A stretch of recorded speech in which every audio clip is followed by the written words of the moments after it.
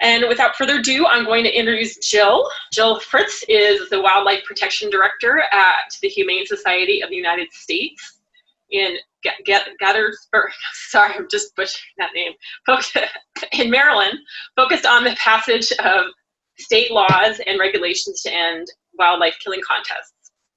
She also works to defend and uphold existing state bans on trapping, snaring, and other cruel wildlife killing methods, and to stop attempts by legislatures and state wildlife agencies to block citizens from having a say in wildlife management policy. Jill joined HSUS in 2006 as the Minnesota and Wisconsin State Director, and in 2009, she became the Michigan Senior State Director. In Michigan, Jill helped to pass a law phasing out the most inhumane and extreme animal confinement methods on factory farms, including battery cages for egg-laying hens, crates to confine calves raised for veal, and gestation crates for pregnant sows. Jill also worked on the passage of a law making Michigan's animal fighting penalties the strongest in the United States. In 2014, she led Keep Michigan Wolves Protected ballot campaign, in which Michigan became the first state in the nation to successfully overturn laws authorizing trophy hunting and recreational trapping of wolves.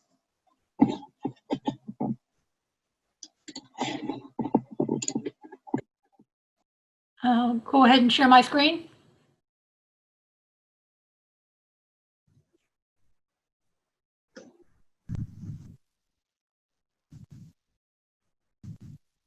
Okay, and whoops, just one sec, everybody. Okay, can everyone see my screen okay? Yep, we can see it.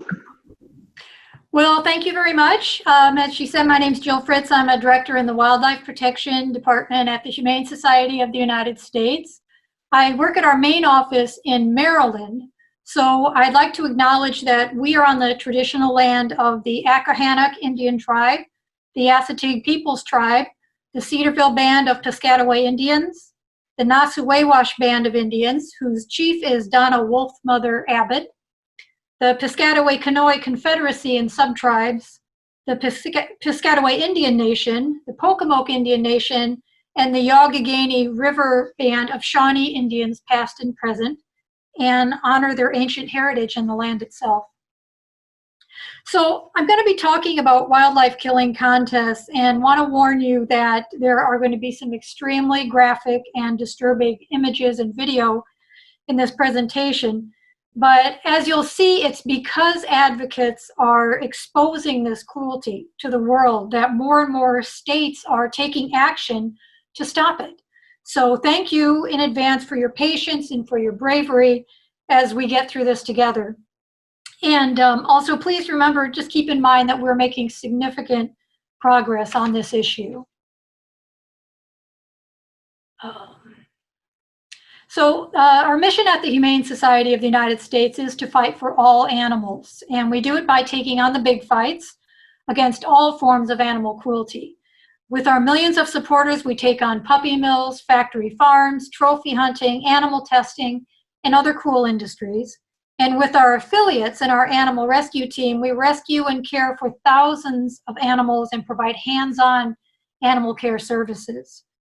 So once again, before I start, I want to warn you there will be some disturbing images here that are really the true nature of these cruel and gruesome killing contests. So first, what are wildlife killing contests? Well, they're similar to a blood sport like dog fighting or cockfighting. They're organized events in which participants compete for prizes for killing the most or the largest animals or even the smallest animals within a specified time period. Or they might be judged by a point system, like 10 points per bobcat, 5 per coyote, and so on. Or even by body parts or appearance, like biggest ear or mangiest mutt or prettiest female. They usually take place over a couple of days, often a weekend, in which the animals are lured out with electronic calling devices for an easy shot and then brought in to be weighed or counted for prizes, followed by a celebration at a local bar or restaurant or sportsman's club. So the species listed here are the most often targeted in killing contests: coyote, bobcat, and fox, including red, gray, swift, and kit fox are targeted.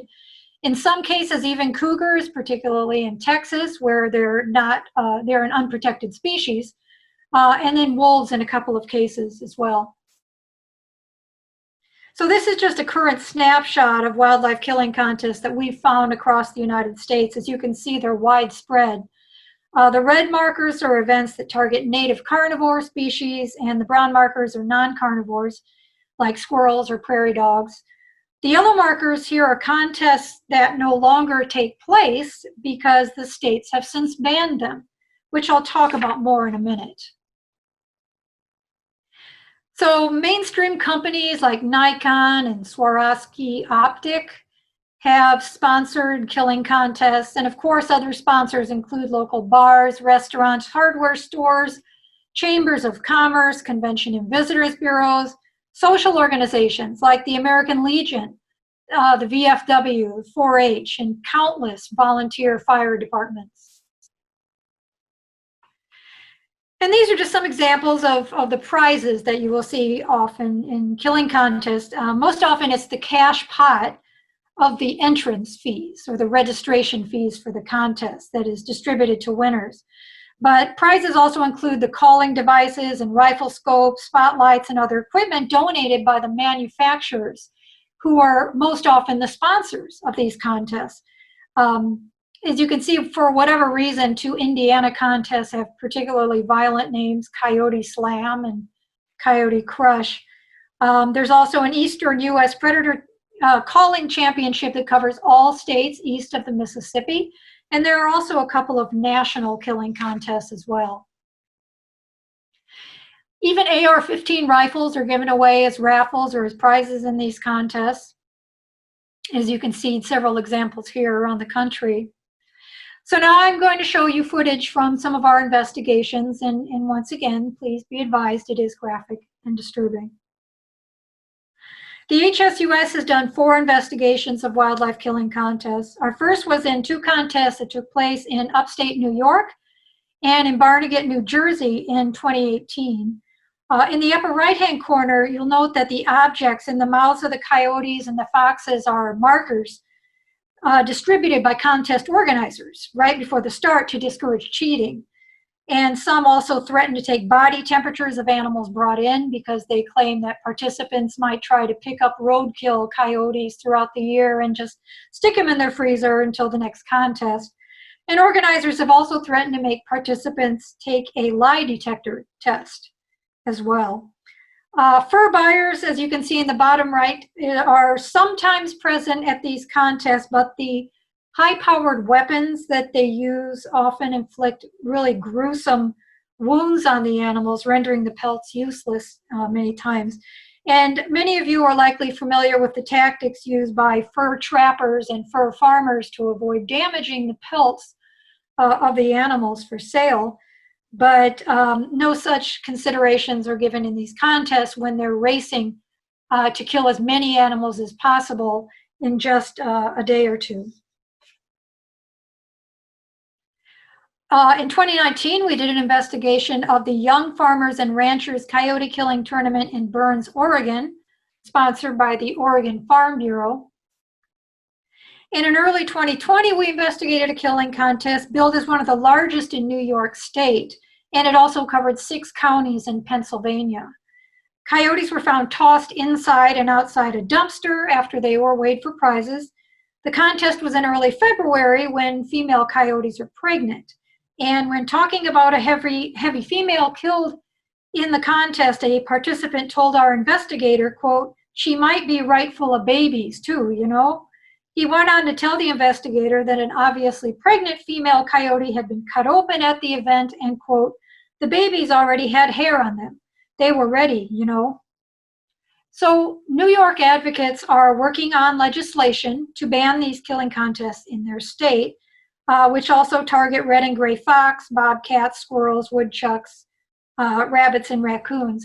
If you are a New York State resident and you want to help with that, please contact our state director there at newyork@humanesociety.org. And no matter what state you're in, you can always reach our state director by just state@humanesociety.org. And then in January and February 2020, we investigated the aftermath of 2 killing contests in Maryland, actually not far from the HSUS office, at which they witnessed hundreds of animals, mostly red fox, but also gray fox and raccoons being piled up to be counted and weighed for prizes. Participants used calling devices to lure the foxes out, manufactured by Fox Pro, a company that often sponsors contests and sponsored this contest as well. So soon after this footage was released, a bill was introduced in the Maryland legislature to ban killing contests. In March, it passed the House of Delegates by a landslide vote of 106 to 27, but the legislature then adjourned early due to COVID-19. So that bill will return in 2021. If you're a Maryland resident and you want to help, please contact our state director at maryland@humanesociety.org. I'm going to show you the investigation video now, and once again, please note that it is disturbing.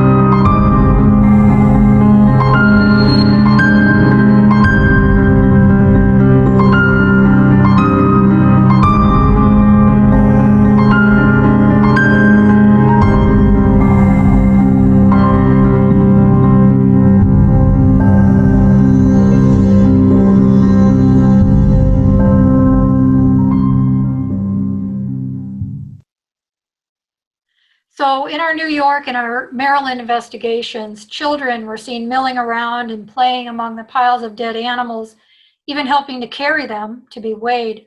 A Utah youth coyote killing contest gave away rifles to an age group as young as 5 years old.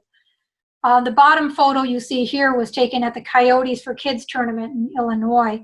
As you can see, the rifles are almost bigger than the kids themselves. So these contests glorify violence and send the wrong message to our youth that hunting is about nothing more than killing for cash and prizes, instead of anything like sportsmanship or fair chase. And in addition to wildlife advocates, though, many non-traditional allies oppose them because they're so damaging to the reputation of responsible hunters. As a result, an increasing number of wildlife management professionals and agencies are speaking out against killing contests. This is a quote from the late Jim Posowitz, who wrote 2 books on ethical hunting. So these are just some recent examples. Just in the past 3 years, many state agencies have made remarkably similar statements about how much damage wildlife killing contests can inflict on their overall reputation of hunting in the US and in their states. After making these statements, Vermont, Arizona, Massachusetts, and Colorado all banned wildlife killing contests. So we've come to realize that while the public is horrified, by images from these contests, and more professionals in the field oppose them, many myths surrounding native carnivores still persist, which are often used to justify these killing contests. So we believe that we have to dispel these myths in order to make further progress. So the first one is the long-standing but untrue claim that killing contests will protect domestic livestock. In fact, records from state and federal wildlife agencies show this rationale just doesn't hold up. In 2019, the HSUS released 3 comprehensive reports that looked at livestock loss data collected by the USDA. And according to that data, livestock producers lose 9 times more cattle and sheep to things like health problems and weather than to all predators combined. And we know that killing contests or trophy hunting of native carnivores is just not an effective solution for preventing conflicts. In fact, it can actually exacerbate conflicts with livestock by disrupting sensitive social structures that native carnivores rely on to manage their communities. This was spelled out in an issue of Oregon Small Farm News in 2018. It cited USDA research saying that removing non-predating coyotes in proximity to livestock is counterproductive because it allows outside predating coyotes to come into the area. Basically, you're removing your guard coyotes. And coyotes also provide vital services. In fact, the Washington Department of Fish and Wildlife advises non-lethal deterrence methods to protect livestock like fencing and guard animals, and adds, quote, coyotes also benefit ranchers and other property owners by helping control populations of mice, rats, moles, gophers, rabbits, and hares. So simply put, killing native carnivores should not be the go-to approach for responding to conflicts. There are many more effective, humane, not common sense strategies for reducing the rare conflicts that do occur. And another common myth we hear is that killing native carnivores will boost prey species numbers like deer or elk. This argument is common among deer hunters who blame native carnivores for perceived reductions in prey populations. But research shows that weather, disease, and habitat play a much greater role in determining deer and other game species population sizes. Just killing native carnivores doesn't address those primary causes of their decline. Instead, prey populations will benefit from protecting winter habitat and migration corridors and reducing human disturbance and habitat fragmentation in key areas. And meanwhile, and this is really crucial, deer and elk hunting numbers continue to be high across the U.S. And many scientists, wildlife management professionals, and hunting groups also have made statements about how ineffective predator control is. We have a full listing of these in our toolkit, but here are just a few examples from the Isaac Walton League, Ducks Unlimited, National Wild Turkey Federation, and the Mississippi Flyway Council that manages migratory bird resources in the Mississippi Flyway. And if you go, chances are, to your own state wildlife agency's site, you might find similar statements there about the ineffectiveness of randomly killing native carnivores in your state. And in 2016, biologists with the Pennsylvania Game Commission said, quote, after decades of using predator control, such as paying bounties with no effect, and the emergence of wildlife management as a science, the agency finally accepted the reality that predator control does not work. And they added the limiting factor is habitat. We must focus on habitat. This is how we can make a difference. And we also hear the rationale that killing contests that target coyotes because they'll say, quote, we need to keep their numbers down. But carnivore populations, of course, are limited by the availability of their prey. And through their own intricate social structure and territorial nature, they don't require human management to control their numbers. Which brings us to another myth, particularly common in the eastern states, that coyotes are, quote, invasive or non-native. But the original top carnivores in the eastern U.S., wolves and cougars, were eradicated by settlers as they pushed west. And since healthy ecosystems need that top carnivore, coyotes have migrated in and down from Canada and from the west to fill that void and provide those vital services. And researchers and state wildlife management officials are continuing to find that coyotes are not having an adverse impact on deer and other game species in the eastern U.S. Here are just two recent studies you'll see in the Wildlife Society's journal. Unbelievably, though, pointless and wasteful contests continue, like the one here, which was documented by our Illinois state director just a couple of years ago.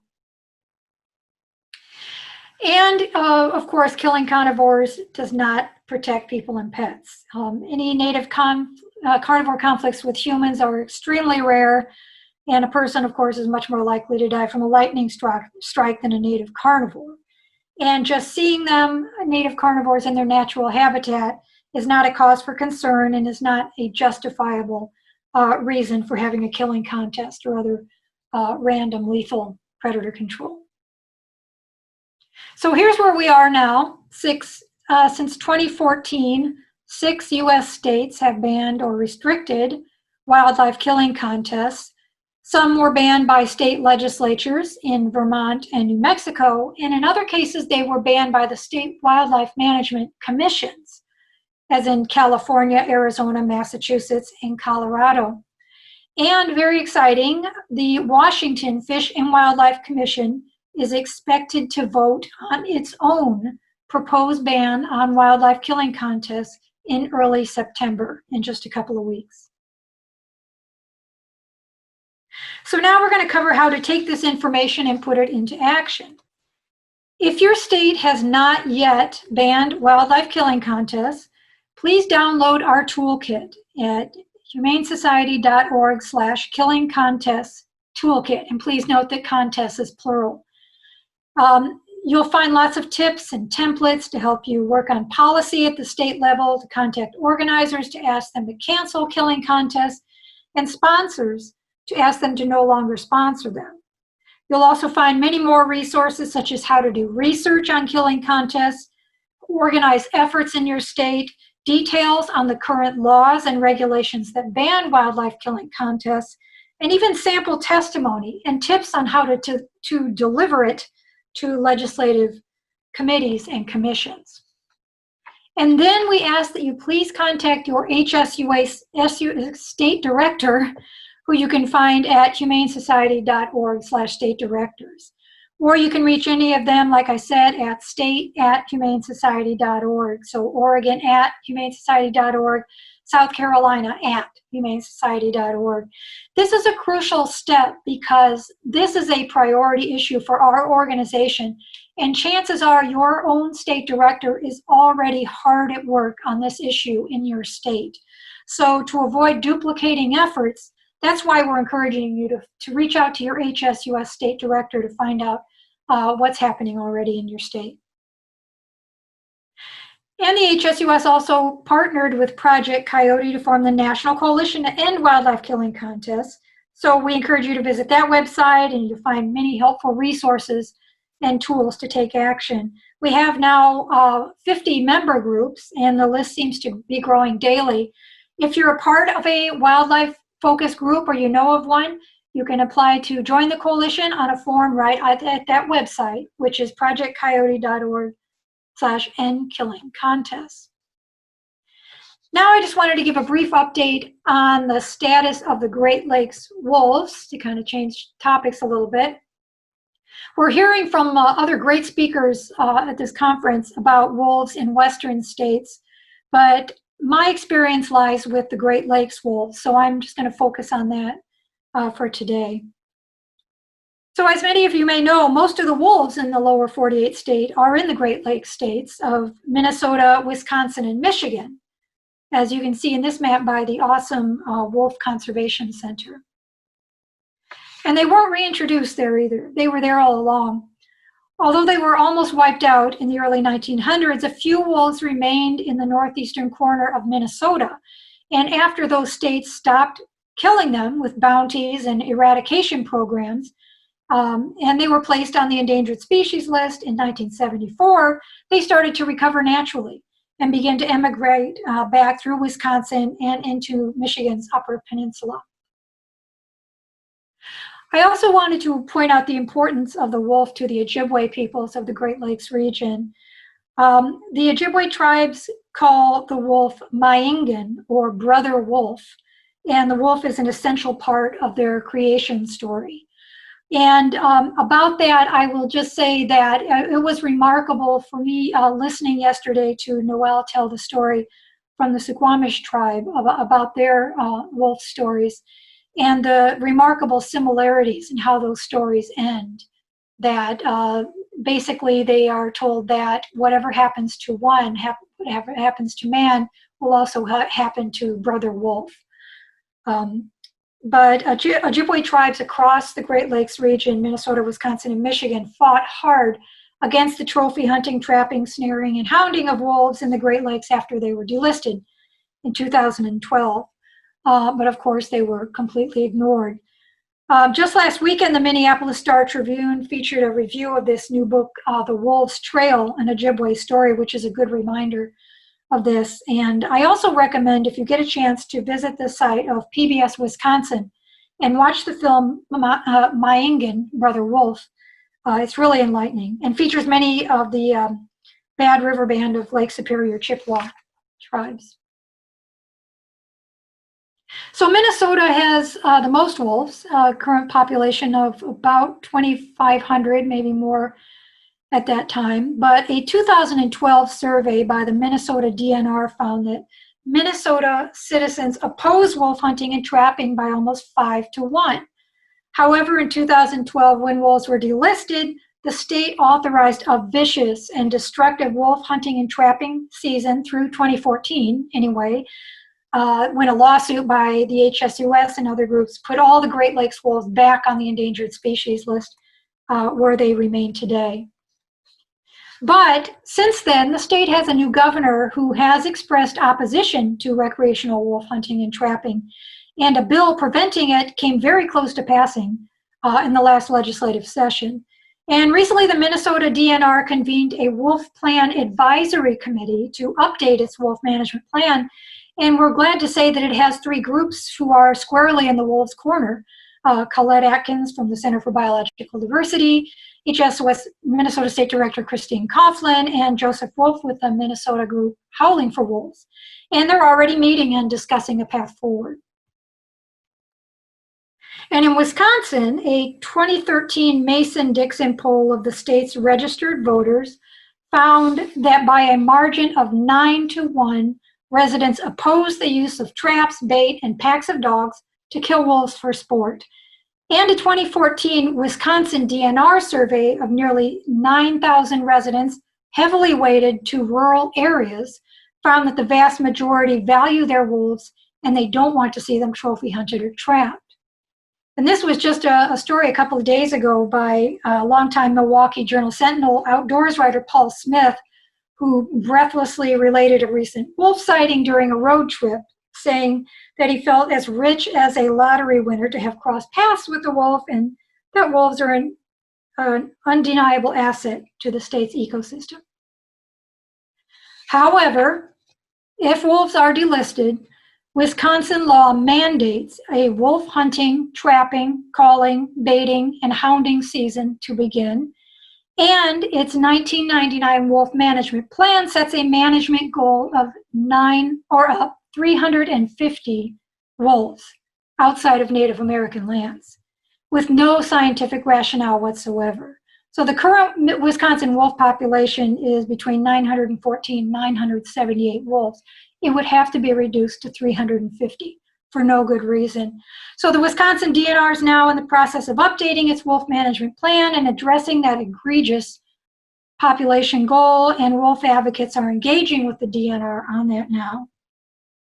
And in Michigan, the DNR is under scrutiny right now when it was exposed that it authorized the killing of 3 endangered wolves in the Upper Peninsula on a cattle farm in 2016. A state legislator in the area had requested on behalf of a cattle farmer constituent that the DNR kill wolves for suspected depredation, but wolves listed as endangered cannot be killed for livestock depredation. They can only be killed in defense of human life or if they're determined to be a public safety threat. So the DNR concocted a story, later exposed in departmental emails to be untrue, that the wolves were a threat to humans. And Michigan's Attorney General, Dana Nessel, is now reviewing this situation. And the Michigan DNR recently released news that an Upper Peninsula resident had recently killed 18 endangered wolves over an 18-month period. That's basically a wolf a month for a year and a half. And as of now, the DNR is only filing poaching charges, state poaching charges. No word on any federal charges for the killing of 18 endangered wolves. Now, if anybody had any doubt about the continued contempt for wolves relative to other species in the state, look no further than the phrasing by the DNR and reflected in this Detroit News headline that while the bald eagles were killed, the wolves were illegally harvested. Now, it's been clear all along that Michigan citizens do not support wolf trophy hunting and trapping.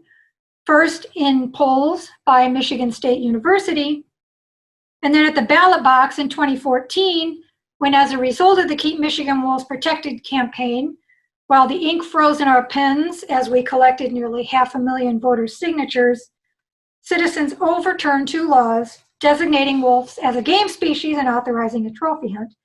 And citizens overturned a 3rd wolf hunting law in court as unconstitutional in 2016, only to see Michigan legislators rush that same bill through a lame duck session just a month later.